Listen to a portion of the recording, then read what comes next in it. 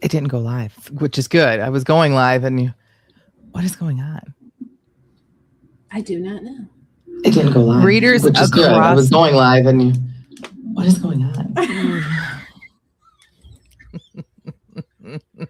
Oh, ladies and gentlemen, it's going to be a fun one today already.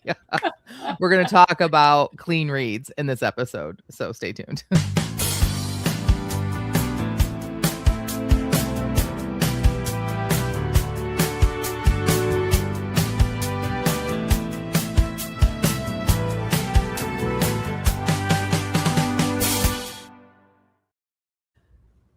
Welcome to the Christian Indie Writers Podcast, where we inform, encourage, and support Christian indie authors on their journey toward publication. I'm Jennifer Carl Tong, and I write historical Christian romance. I'm Jamie Hirschberger. I write short fiction under the pen name J.R. Nichols. And I have no idea what just happened.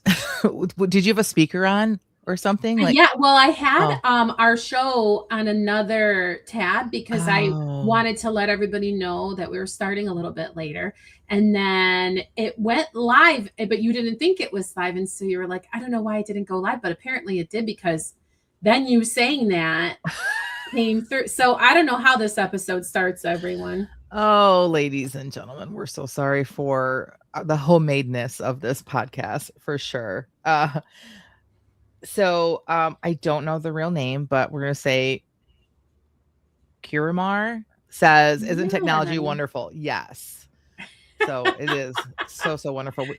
Thank you, everyone who is joining us live in the chat, including Kiramar, and Catherine Carroll is here. Thank you for being here, Catherine.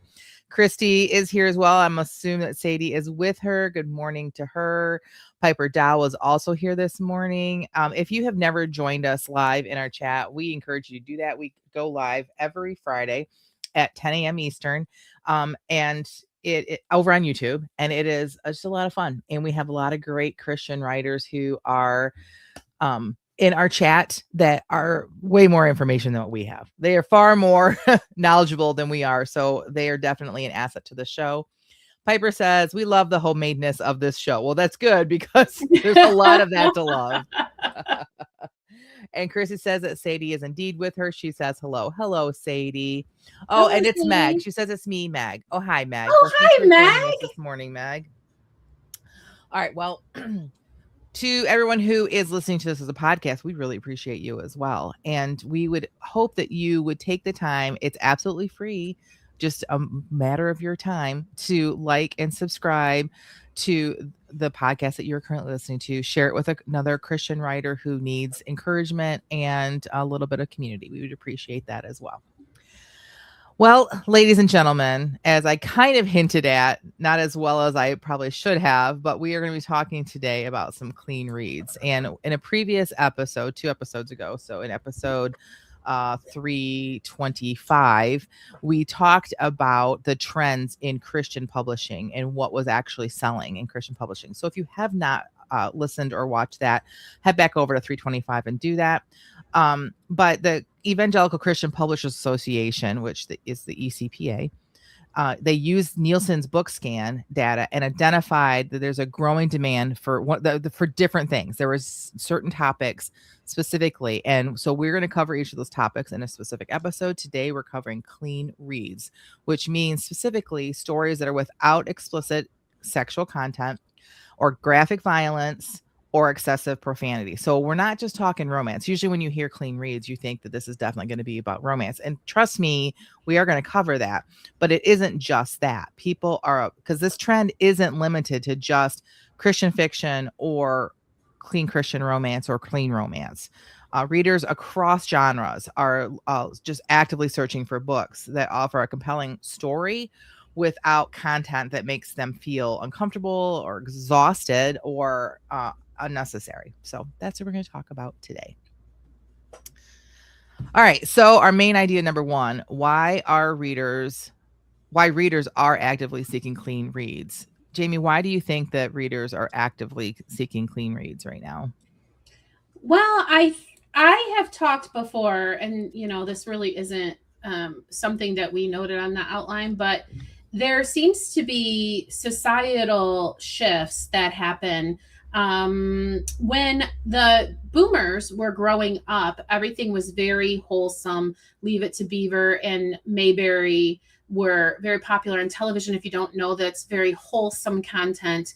The idyllic American life was portrayed in all forms of media. And Mm-hmm. I think that's probably because those generations were coming out of a time of war and uncertainty, Good and they point. really just wanted the world to be a safe and wonderful place. Well, then, well, not the boomers, because when the boomers grew up, they decided that they wanted grit and realism in their art and media. And they started to worry less about wholesome content and more about the gritty reality of true life, so to speak. And I think that we're just experiencing a shift in general culturally. The word wholesome was bandied about when my daughter was a few years ago, when I was like listening to her and her friends talking about, oh, that's so wholesome. And trends such as listening to like radio shows from the old time, just trying to get back to a time when that gritty realism wasn't always in your face. But again, sorry, that's not a point that was on our outline, but No, I think, but I that's think it, the reason. yeah, I think it really sums up. And I think it's a really good point because that is true. And you think about our world right now, people are dealing with gritty realism every day and Yeah. the uncertainty of the world. And why do we want to put that in our entertainment? I've never understood that. But I think many readers, I know many readers, according to the study, are saying that they want entertainment without embarrassment. Oh my According, gosh, I've always said, yeah, if you're sitting there reading to your grandma who is in like, convalescence, or anybody who's recovering, and you're like, oh, Mhm. I'll read to you from this book. And then here comes a risque scene, like, you don't Yeah. want to be embarrassed. Or your kids walk in the room, this Yeah. is side note, not in our notes, but it was the rise of the Kindle that brought about the rise of really kind of more unclean reads out there because it was a lot more anonymous because you're reading a Kindle, people don't see the book cover of what you're reading or the title or the author Oh. name, so that's Mhm. what brought about because there's a lot more anonymity Well, and anonymity. do, do, do, do, do. Well, that's an enemy. Anonymity. Da, da, da, da. Okay. Okay. Yeah, So so they they were want. looking for entertainment without embarrassment. Oh, go ahead, Jane. You can read the rest of them. Well, and on that same kind of note, you want to be able to recommend to your friends, oh, you should totally read this book. But it's so funny how you always have to put this disclaimer. Well, there is foul language in it, or there is, and you just kind of have to be like, Right. yes, I'm a person who does not read clean. I mean, so you want these books to be recommendable without asterisks. Yes. And I will say too that like book talk has also brought out a bunch of like books that and people are kind of like proudly brandishing the books that they're reading, and some of them are not clean. Even Christian women that I know like have been like published like here's all the books I read this year, and they are not clean reads. And they what they don't understand is that you might have a lot of people like patting you on the back like, oh, I love that book. Fine, but you don't understand all the other people that are not saying a word but are silently judging you as well. That's just a side note. People know, and they will like people will judge you on what you're reading. So that's just a side note. Okay, so the study also said that people are looking for books that feel emotionally safe or uplifting, and that they want escapism without moral discomfort. So, clean reads used to be considered boring and watered down, right? Like compared to like the excitingness of the non-clean reads. But I think there's been some reader fatigue. What do you think, Jamie? Yeah, and I'm thinking about Piper, who used to cover the local beat. And I'm thinking chronically, as we're discussing this, how the news cycle learned very quickly that bad news sells. Bad news is what people want. The feel good stories are not the stories that people clamor for more, at least in the past. And Mhm. so everywhere you turn, you're getting a dose of like doom and gloom, or fear propaganda, or you're just chronically bombarded with like how terrible everything is. You want to go somewhere where someone's going to tell you stuff's not so bleak. Yes. And speaking of Piper, who's recently released a new cozy, a para cozy, right? Yeah. The rise of cozy trends is Mhm. another indicator that people are looking for clean stuff. People love mysteries. People love even crime drama, but not everybody loves the stuff that comes with some of those genres. And cozy mystery has always been around, but it has been exploding recently. And just the fact that there is such a thing as a paranormal cozy tells you that like there's all these off branches of cozy. People are looking for things that are cleaner. For those of you who don't know, a cozy mystery is a mystery that without all of that. It's a clean, it's like the version of a clean romance, right? Would you agree with Yeah. that? I would. I mean, think of the word cozy. If you're cozy, you're not sitting on a bed of gravel. If you're cozy, you're not exposed to the elements. You're tucked away in a little nook with blankets and pillows. And so the word cozy is going to kind of give you a hint that we're not looking to be uncomfortable while we go on this journey. And I think to my point earlier about how societal trends are just changing, there are more people returning to the church in these younger generations, which means, and even non Christians are homeschooling now, and A they're lot. Yeah. explicitly trying to avoid and continue to provide the safe environment without the encroachment of the bleak and scary of the world. And so they are really driving demand for books that they can hand out without fear of offending parents. So that's another trend that's helping to fuel the desire for clean reads. I'll never forget when I was driving down to visit he's an adult son now, but he was in college then. So my girls were little. And they were busy on their tablets or whatnot. And I was up front listening to an audiobook. And I paused it for a minute because I was afraid I wasn't gonna miss my exit. And so and I didn't want to, have that going on as well as the GPS going. Anyways, I paused it and my littlest was like, Mommy, I want to hear the rest of that. They were all listening to this book and they were like literally they before had their headphones on, but then they stopped and they were all listening. And it was a Christian romance. Like it was a contemporary Christian romance. Thank goodness, right? Like thank goodness that's what I Yeah. listened to. But like that really like blessed my heart that they were like so into the story. And so yeah, I want things that I can listen to with my kids or read aloud to my kids, or that they pick the book up and they can read it too. So all right, so let's get into this. Writing clean without writing shallow. So if we know that Christian readers are looking for Christian writing that is clean, then what does that mean? First of all, Jamie, let's start with saying, what does it not mean? It doesn't mean that nothing bad ever happens in your Right. story. It doesn't mean that there's no tension between the characters. There doesn't mean that there's no romance at all, and no emotional stakes. You talk all the time about hurting your characters. And I would think that once upon a time, everybody would expect that that's what you get out of a clean. Although, Jen, I will say the temptation is to write that way, and that is why we have episodes about why you need to hurt your characters and things like that. Because if you're trying to put out a story that's going to be to meet this bill, you might think that your reader wants something like dull. I don't, for lack of a better word, right? Right. Exactly. And so we said before that we were not going to do well, this wasn't just about romance, but we are going to talk about romance. And so I think that's probably where we should start off is handling romance scenes tastefully. So if you're going to write clean, you got to know how to handle a romance scene tastefully. Whether you write romance or not, if you have any sort of romance in your novel, you need to know how to do this properly. So one of the misconceptions of clean fiction is that if it is clean, the romance has to feel cold or emotionally flat, or it's like, oh, I like you. I like you too. Okay. And then you move on. Like, no, like it needs to be even more emotionally intense, I would say. So let's talk about some practical writing techniques for that. What are some suggestions you would give to somebody, Jamie, that needed to write a clean romance scene?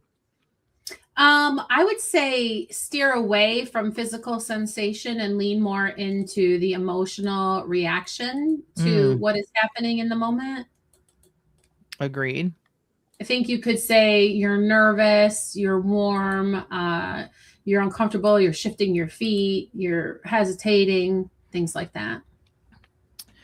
Um, I also think that sensory details are super important when you're talking Mm-hmm. about this. So, you have to make sure that we have a whole episode on this as well. We need to go back in and do cards. We're really bad about putting cards into our YouTube videos, but we have a whole episode on using sensory detail that's really good. So if you are struggling with that, go look for that in our episodes. But I think that the hand lingering too long is like really like way better than a spicy scene that like pops up out of nowhere, right? In some books.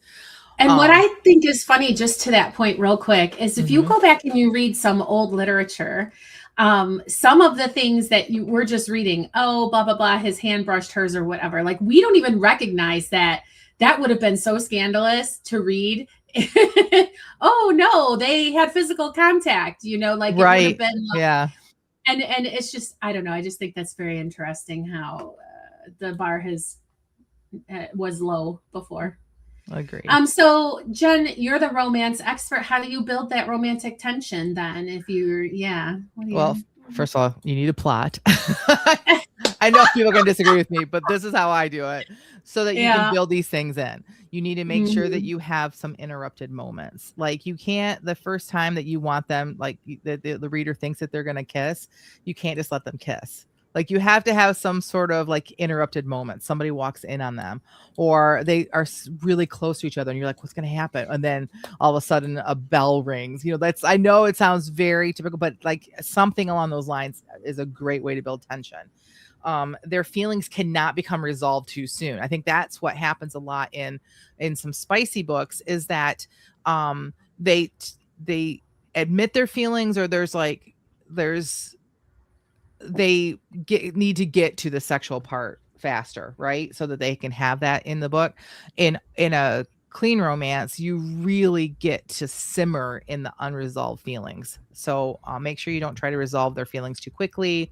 Meaningful glances, difficult choices. They have to hurt each other.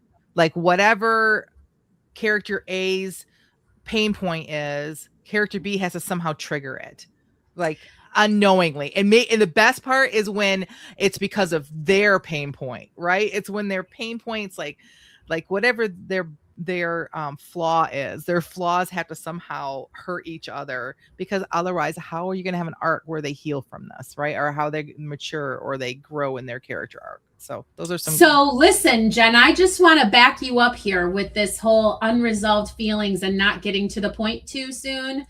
If any of you ever in your life followed a soap opera for even a little bit of time, you will see exactly this happening. They do not, like, it'll be episode after episode, and each episode would only have one little segment of the relationship that you wanted so bad to happen because you knew they liked each other. But the time that they're going to kiss, they even like promote the episode in advance. They finally share their feelings for each other. And this is a buildup of just like weeks or months sometimes. And things Mhm. always happen to like keep them apart and misunderstandings happen. So if you want to think that it doesn't work, you're wrong. And those soap operas are proof people get hooked. Mhm. Agreed. All right. So that is kind of a shortened version of how to handle romance scenes tastefully. So now let's talk about like how to handle um, using subtext instead of explicit detail. So instead of being explicit in your novel, why not lean into subtext? So what do we mean by that, Janie? What is subtext? Well, it's like you indirectly communicate to your reader instead of saying it. And it's not even showing, don't tell. It's like you are asking them to infer, like the meaningful glances, right? Like you Yeah. don't really say, he gave her a meaningful glance. you describe the scene and what is happening, and then you let the reader infer, oh, does this mean that they like each other? What does that look mean? And your character might even dismiss the meaningful glance or whatever, but the point is you are hinting around. You're not just coming out to say Yes. it. Yes, hinting around. And this can be done through romance, but it also can be done like in like if you're writing like a scary book, right? You don't have Oh to like yeah. specifically describe like a bloody knife, but there's ways that you can build the tension of what everything else that is happening in the room. Like you walk in a room that someone has been, let's say, unalived in, and you walk in, what does it look like and feel like without pointing out things that are, that would be a well done way of using subtext, I think. But because readers Mm-hmm. enjoy participating in the story emotionally, they Yes, don't that's want you to yes. tell them everything. Don't tell them everything, right? Right. Yes. That's the whole hook of the soap opera. Piper says her mom has watched General Hospital for over 50 years. Now there's a fan. But why? Because she likes to participate in the story emotionally. She likes how that feels, and you want to give that to your reader. Mm-hmm. I think implication can somehow feel stronger than just explicitly stating something also. Yeah, I think, yeah. I mean, it brings more depth to your story too, right? Like you have to, Mhm. like if you lean into it and you master and work on writing really good subtext, then it's just going to elevate your writing and your story to another level of sophistication that it wouldn't have otherwise, right?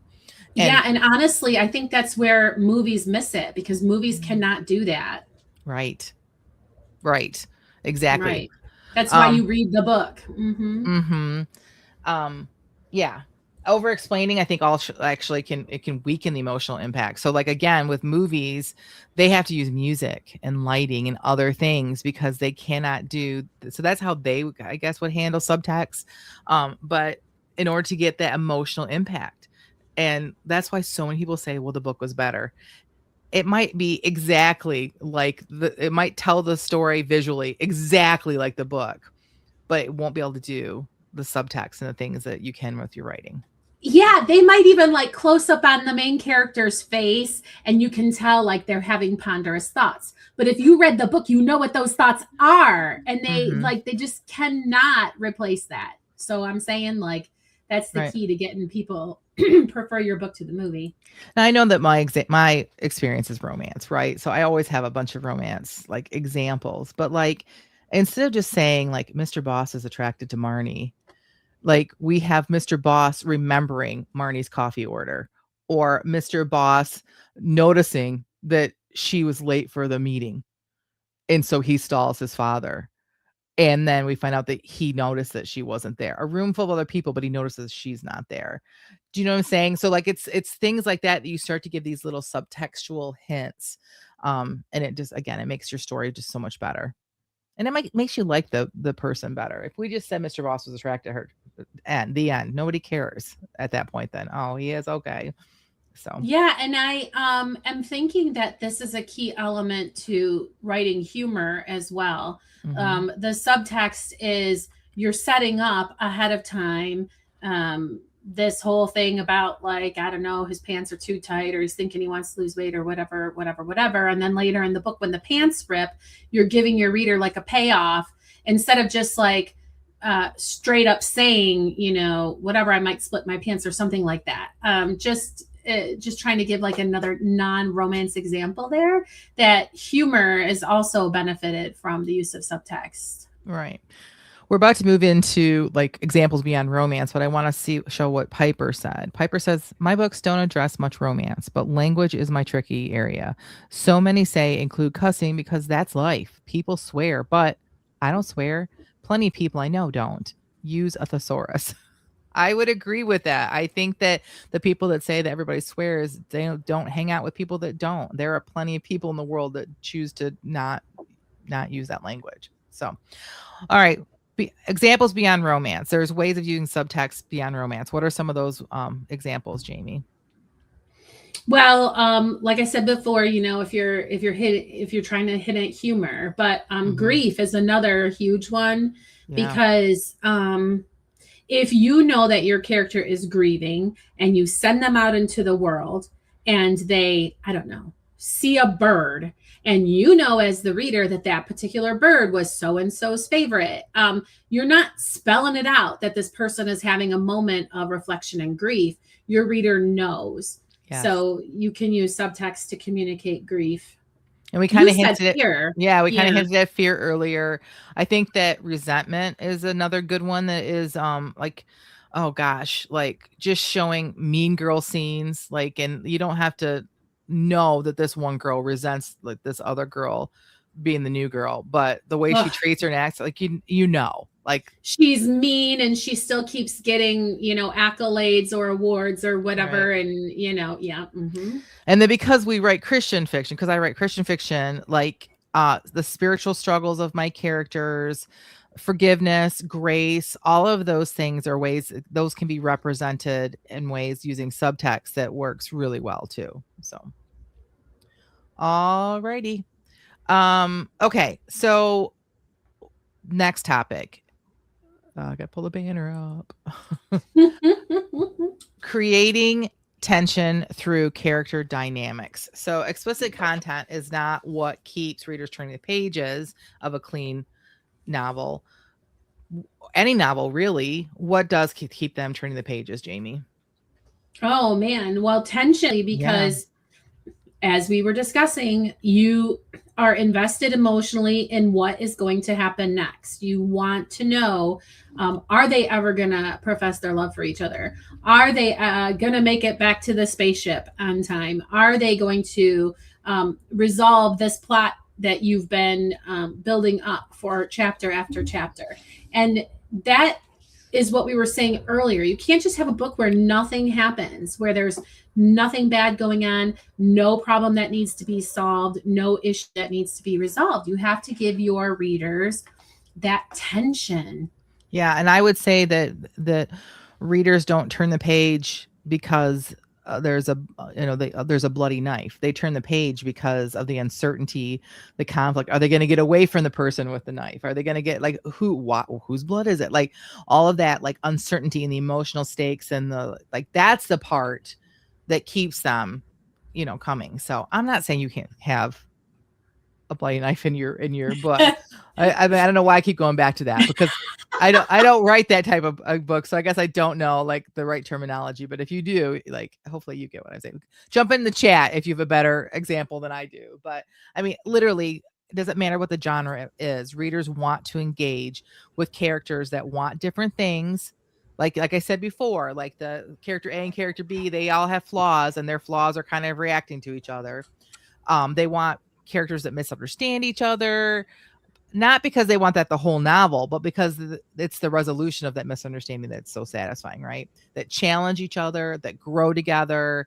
Those are the things that people are looking for in a novel. So Okay. Yeah, and I just think that we need to say we're writing clean, we're not writing flat, we're not writing boring, and all of that we said earlier, that people want an escape from all of the doom and gloom of the world. It doesn't mean they don't want something happening in the book, because that would not keep you reading, right? So it's just a matter of offering it to them with the possibility for a resolution, I think.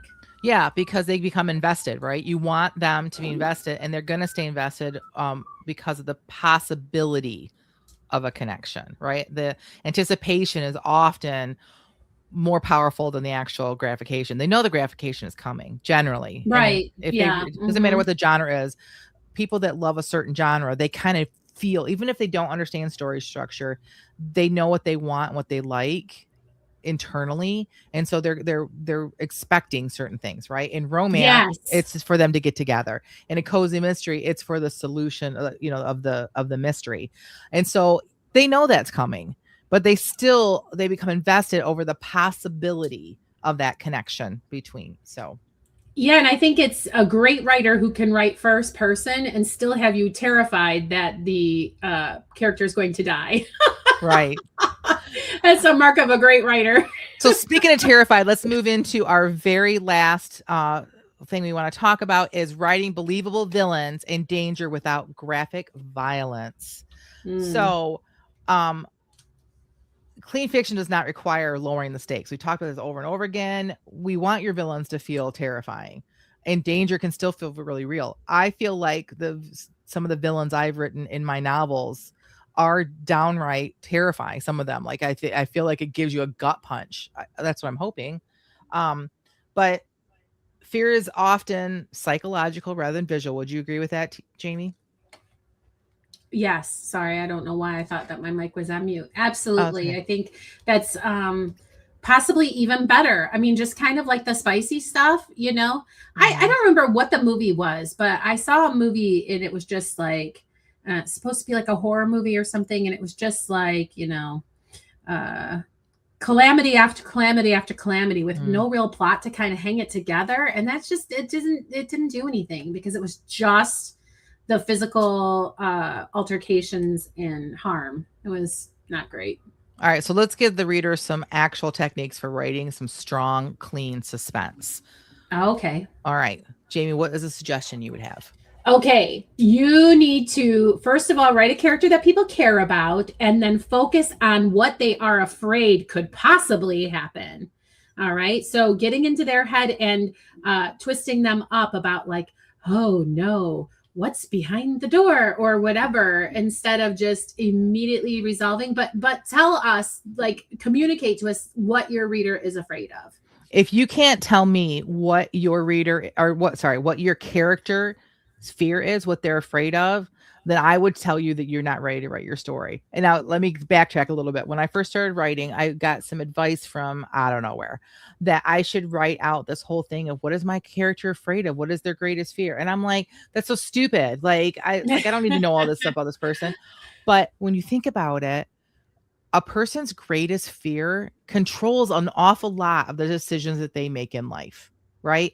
I have just started a job working at a summer camp helping out, and somebody made a comment about the rock climbing wall and the zip line that goes across the entire lake. And I'm like, no. Like I was like, at that point, I'm like, do I have to quit this job? Like, am I gonna have to work? And I found out that I didn't have to. And like nobody knows. Very few people know that fear of mine. I have a very, very bad fear of heights that started in my 20s, not even my whole life. And I have a physical reaction to it. Right? If someone were to write my story, they need to know that things about height and stuff that I'm going to have a real reaction to that. And that just makes my character more real. Right. So you need to know your character's fears. So that's a little side note. So, okay. I also think that you need to emphasize the emotional consequences over the physical gore. So like, yes, you know who does this really well? I think that C.S. Lewis does this really well. And I know they're children's books. But The Lion, the Witch, and the Wardrobe, I read it very young. And there is definitely there's battle scenes and there's blood and but it's not so graphic that a child can't read it. But the emotional stakes are there. There's so much there that as an adult, any adult that read that book as a child can tell you what happens in that book. They can tell you about the characters. That it sticks with you that much. So if you're like wondering how to do that, like that's a really good book to read. What about atmosphere, Jamie? Well, yeah, atmosphere is very important. And I think this is just good writing. Like, we're talking about writing clean, but honestly, this is just advice to write well. So you want to use silence. You want to use the pressure of time. You're against the clock. You're on a deadline. Unpredictability, like random things happening. These are all things I think you should include, whether your intent is to write clean or otherwise. Right. But especially without, and I guess that's the thing, people who are coming to mainstream media are looking for the things that we are omitting. So I guess what we're trying to say is, if you're not going to have those things, that doesn't mean you don't want to still include these things, because that will keep your story from being flat. Yes. Which is what the mainstream consumer would tell you is why they don't want to read clean, is because they're afraid they're going to get a boring book. Why? Because these elements are overlooked, and atmosphere is one of them. And I would also argue that you can also write a villain that's not boring too. So that's how to write the story. But let's talk about villains real quick before we start wrapping this up, because great villains are compelling not because of the graphic stuff that they do, the graphic stuff they say, but there are certain things that you need to write, make sure that you are including with this character. And so, what are some of those things, Jamie? Oh, well, charisma is the one that is, I think, comes to mind the first because they get into these positions of power, and sometimes people don't even know that they're evil or whatever. They should be And charming. charisma, Yeah. yeah, because, you know, whole movies have been made about the villain with people wanting the villain to be the hero because, you know, they have that charisma. They're manipulative, they have intelligence, and then, you know, You for might the have most some part, they're villains in corrupt. you might have some villains in your life, right? Yeah. Having them Right, super you know. obsessed. Yeah. Having them super obsessed too Mhm. over someone, but in a charming way can also be, oh gosh, there's so many good things you could do with a villain without ever having them make like and be very like the graphic stuff can happen off the page. That's what Piper was saying in the comments too. Um, like you still do this. She said the violence can be off the page with the lead up and the payoff detailed off the page. Agreed with that. So okay, so this is kind of all how to do it, but this is really a good opportunity. Moving on to our final point here, this is a really good opportunity for you as an indie author because, like you said, the studies from the what was that group called? Oh, The evangelical. ECPA. The study from the ECPA's people are looking for these. So as an author, could be a good payoff for you. Like clean fiction readers are usually highly loyal and voracious. I'm telling Yeah, you, because yeah, they know they can trust you. They'll snap up everything you have. exactly. And many clean readers struggle to find people like us, people they can trust. I mean, I've even had clean like that same. I guess I wasn't a Christian book I was listening to. It was a clean book, and a few books later, I was reading something of hers, and it wasn't entirely clean. Like it wasn't nasty, but it wasn't like I would let my children listen to it. And I stopped reading her because I was scared. I didn't know what I was going to get. So Mhm. they're looking for trustworthy people. So there's some strong market potential here for indie authors who if you're reliable in your content expectations, you have strong storytelling skills, and make sure you brand yourself in a way that people can tell that you're writing clean. Like more than just that's maybe a whole nother. I'm actually looking at putting together an episode for that. There's somebody I want to try to bring on for that episode, but like branding can also help to establish you as a clean author as well. So Yeah, and what's really frustrating is how like spice has started to be different. Again, separate conversation, separate topic, but like you would think clean, but then you end up that there's spice because like the categories are starting to be blurred. Do you know what I mean? So we could talk more about that.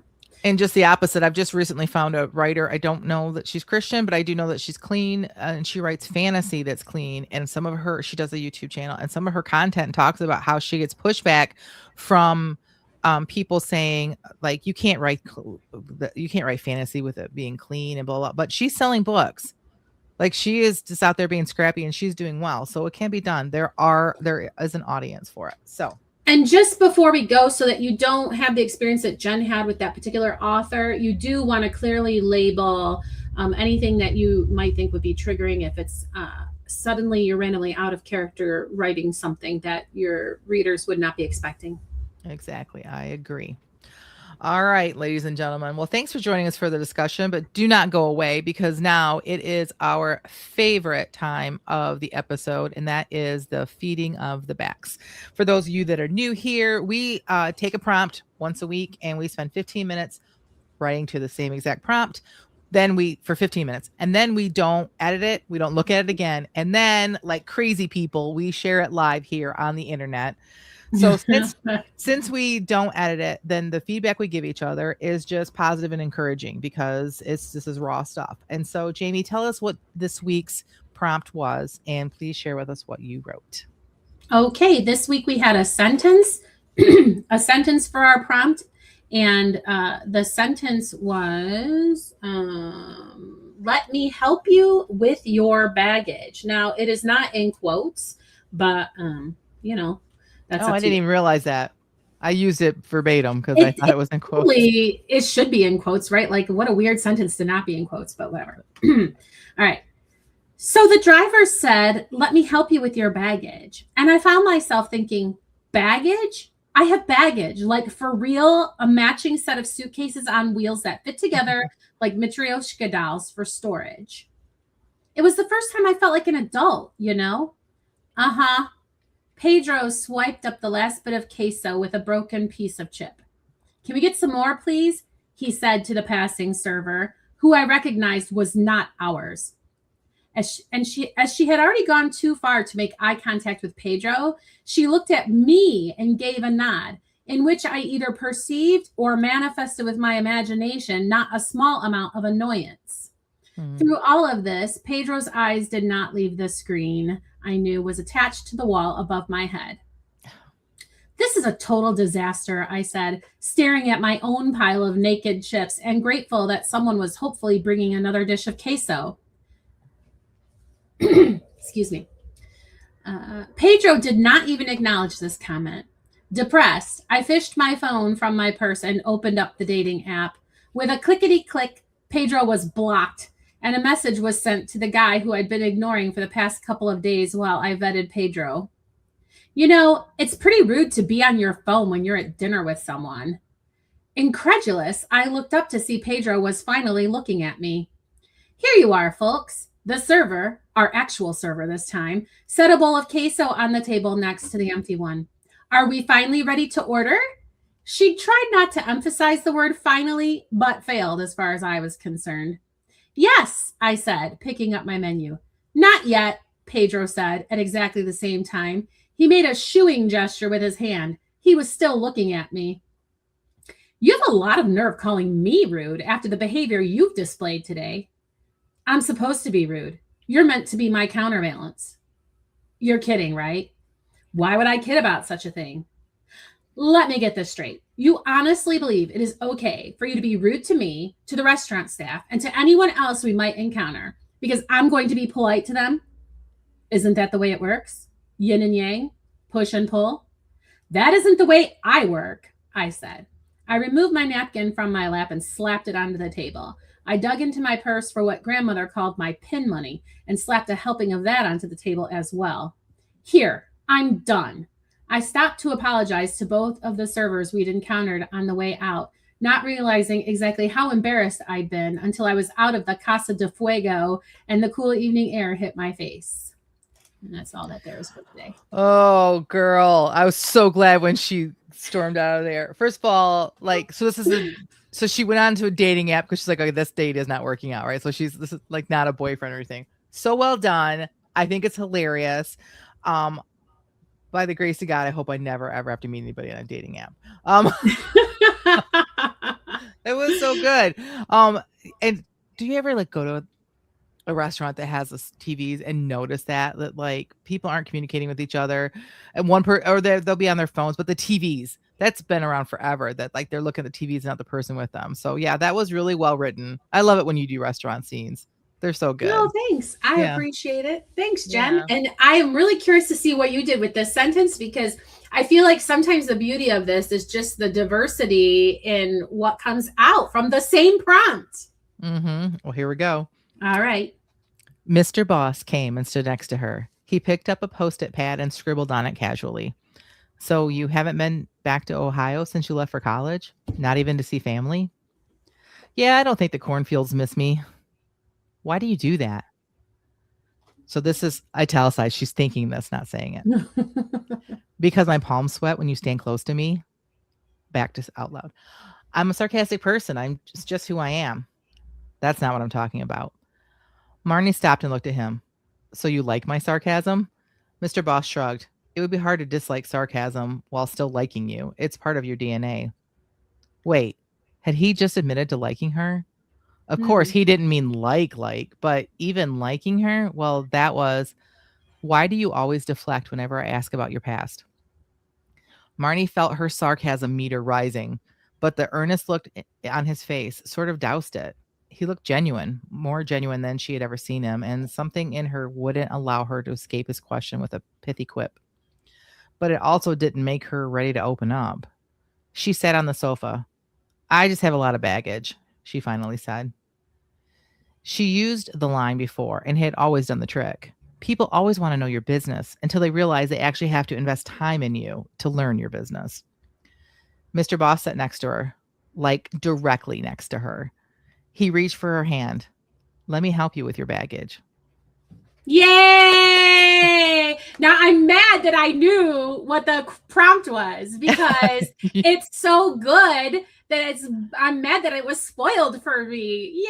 I love it. I love it. And I think it's a really great scene, and I like how his earnest expression. See, this is what I'm talking about, or what we were talking about in the episode about like doing things well, the earnestness on his face overcoming her natural desire to be sarcastic about like something that she's vulnerable about. Those are the things that make your book worth reading, even though there's not on-screen spiciness, right? So like you do that very well, and the scene is really, really well done. And I like pithy. There was pithy something, and that was really great. Pithy quip, I think. Yeah. So the earnestness of his expression and the line about the pithy quip were standouts. And again, I'm so mad that the ending was spoiled for me because that's a really, really good use of that prompt. It really is great. Did you know you were heading to that? Like, yes. Yeah. I actually went back and added more at the beginning so that it was more meaty because I got to the end really fast. Yeah, and double good because she is going on a trip. So that baggage, you know what I mean? Is like thematic stuff going on there because she literally is going to have baggage, presumably, to go on a trip.